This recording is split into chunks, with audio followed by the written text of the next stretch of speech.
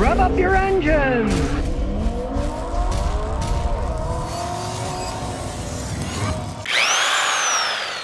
Today I'm going to talk about electric impact wrenches. Do they work as well as air impact wrenches? Now, I've been using air impact wrenches for decades. And decades ago I tried some of these electric impact wrenches. I went right back to the air impact wrenches. They just weren't that good. But that was decades ago.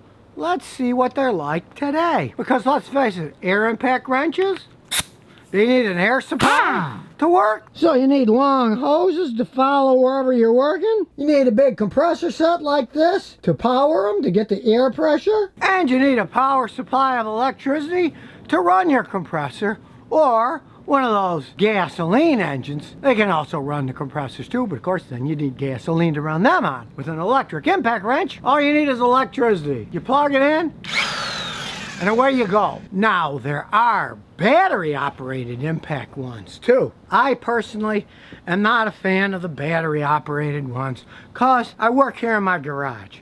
I got 120 and 240 volts everywhere. I don't want to deal with charging batteries, seeing how long they'll last, have them wear out in the middle of a job. I'm not a big fan. But if you want to buy one of those, voltage is basically electrical power. And the higher the voltage, the better they're generally going to work.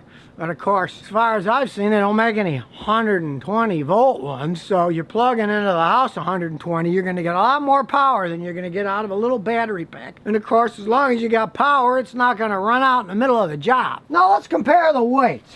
Here's the air impact wrench, all right? It weighs 4.725 pounds.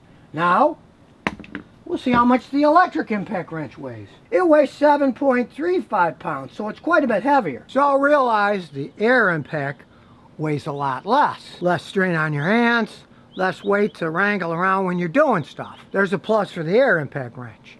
And as you can see, size-wise, the electric gun is much bigger, much longer. The air impact's going to fit into smaller spaces better.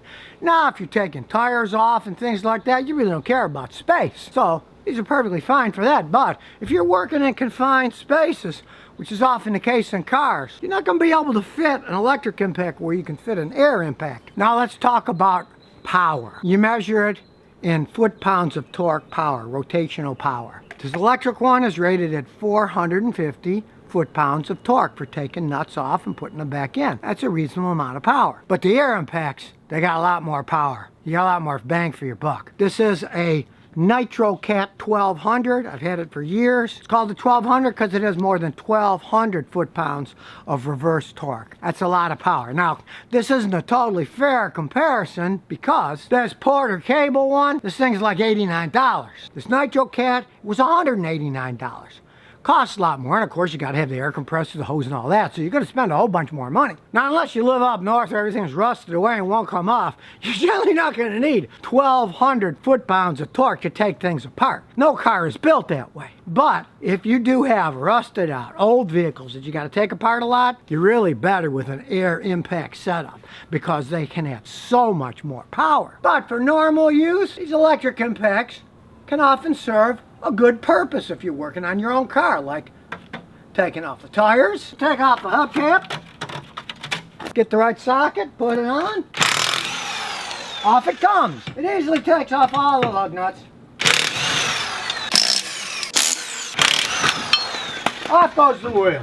But what about tough stuff, like the giant axle nut here for the CV axle? Well, let's try it out. First, we'll take the cotter pin off, and you get the little cage off. There's the nut. Now, since this is old and rusty, before you start taking it off, spray some WD-40 on it. Then we get a socket that fits with the electric impact wrench on, and here we go.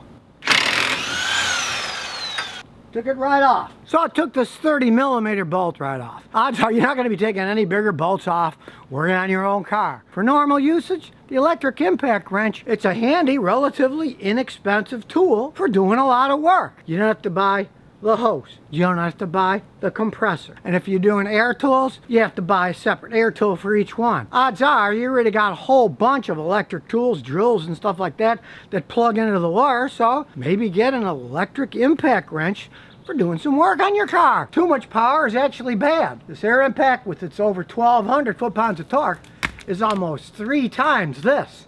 So with this, odds aren't you're not going to over torque things, you're not going to snap bolts off. I do have to admit, when I was in a big hurry on jobs, sometimes this thing, it'll break nuts and bolts right off because it's so powerful. The less powerful one, it's going to be pretty hard to snap them off. Take putting the bolt back on. Hey, when you put it back on with the electric one, it's not going to be too tight. Then you can use your special torque wrench to torque it to the right tightness. A lot of times if you use my air impact wrench, that'll make it too tight already, where an electric one generally isn't going to get it way too tight, so then you can torque it to the correct specifications on something like an axle nut that you don't want it too tight so that the bearings don't get squeezed and wear out too fast.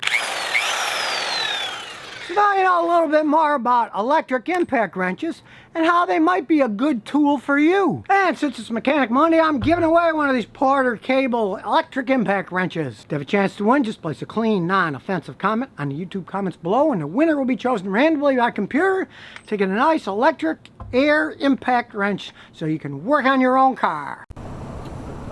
So if you never want to miss another one of my new car repair videos, remember to ring that bell.